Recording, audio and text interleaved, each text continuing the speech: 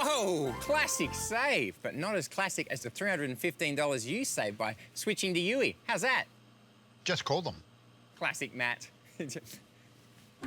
Classic Norel. Yui, you insured.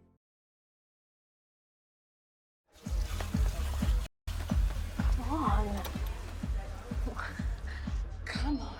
Wait, what? Oh. Be first in line for a thrilling time with Keno Go.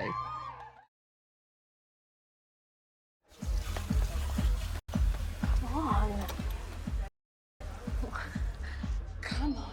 Wait, what? Oh. Be first in line for a thrilling time with Keno Go.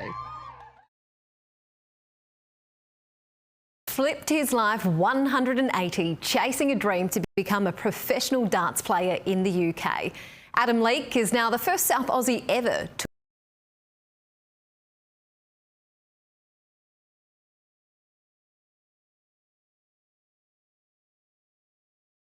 today. Mitsubishi. We're hitting the road on Flashback this week to remember a South Aussie car that took on the world.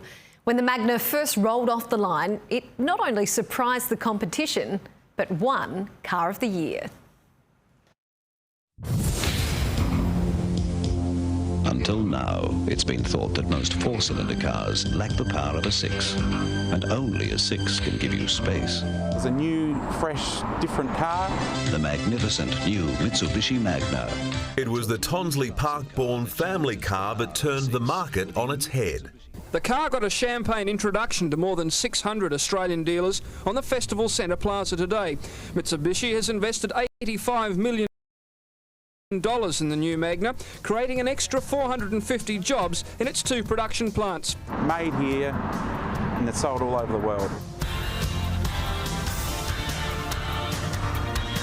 When it comes to loving Magnas, few are more passionate than Alex Hurst. I've got about 15 Magnas. He loves their local quirks.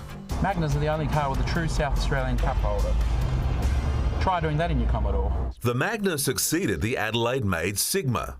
Yeah, the Sigma was around for about 10 years and they decided that Australians wanted a bigger car inside. The Magna based on the Japanese Galant. Magna is the result of enormous engineering and design input from Adelaide. It was sold on its spaciousness and came with all the mod cons. Adjustable steering column, adequate courtesy lighting, and this AM/FM electronic tune radio cassette is first class. The company expects to sell more than 22,000 vehicles by the end of the year. Mitsubishi quickly surprised its competition. Ladies and gentlemen, the Wheels Magazine Car of the Year for 1985 is the Mitsubishi Magna. Wheels says the Magna, which is built in South Australia, has sent other manufacturers back to the drawing board. Motoring journos were given a fleet of them to punish in far north Queensland. This is where the rough stuff really starts. It's a road not really recommended for family sedan cars such as the Magna.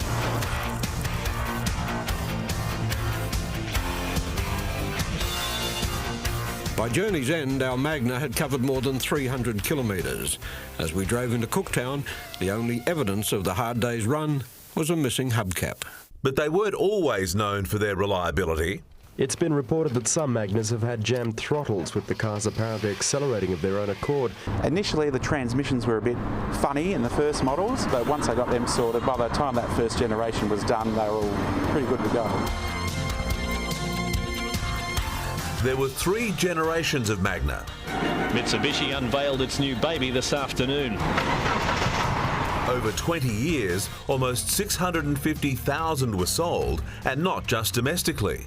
The first Australian car to be sold to as many countries as it was. The grey Outer Harbour Wharf came alive with razzmatazz to celebrate the first ever shipment of Australian-made Magna wagons to America. Everyone knew one, everyone had one, everyone knew someone who had one if they didn't have one themselves. An important, if now distant, part of our manufacturing history.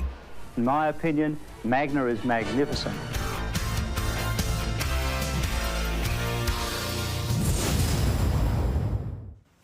And fun fact, my first car was a Magna. Well, a former Morphett Vale